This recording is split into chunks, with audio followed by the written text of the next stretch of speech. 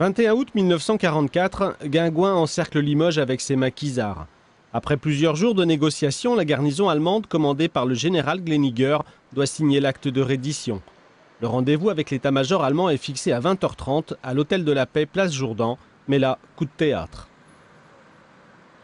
Lorsqu'arrivent les ministres plénipotentiaires, les alliés, au rendez-vous fixé à l'Hôtel de la Paix, eh bien Gleniger n'est plus là. Ce n'est pas Gleniger qui accueille les alliés, c'est le capitaine Stoll qui leur dit écoutez, il a été arrêté par la police SS et on ne sait pas ce qu'il est devenu. Fuite, suicide, exécution par les SS, la disparition de Walter Gleniger reste un mystère. Limoges est libéré par les FFI qui entrent dans la ville sans combattre. Les Allemands sont déjà partis vers l'Est. Peut-on parler de fuite?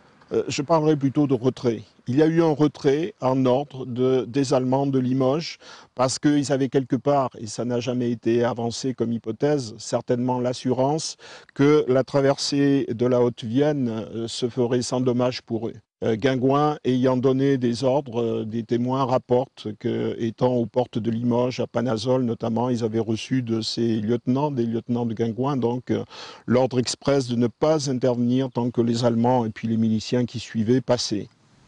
La colonne allemande d'une centaine de véhicules passe la nuit à Saint-Léonard-de-Noblat. Le 22 au matin, dès l'entrée en Creuse, au lieu dit le Nouveau, elle subit une attaque du maquis. Et c'est un maquisard qui a dit mais il y a eu une embuscade très sérieuse à la sortie du Nouveau, en direction de Bourganeuf. Et si vous voulez voir, j'étais avec des copains qui avaient le même âge, si vous voulez voir, je vais vous faire voir où ça s'est situé. Ils nous expliquaient qu'ils avaient laissé passer une voiture blindée ou plusieurs, je ne sais pas, devant. Et ils ont attendu que ce soit les voitures de commandement qui arrivent, qu'ils ont tiré sur les voitures de commandement. Et je crois que les personnes ne savaient pas l'importance des gens qui étaient dans ces voitures. Le général Gleniger est-il mort à ce moment-là, sous les balles des maquisards? Peut-être. Mais la thèse officielle allemande rapporte, elle, une autre version. Il se serait suicidé à l'occasion d'une embuscade.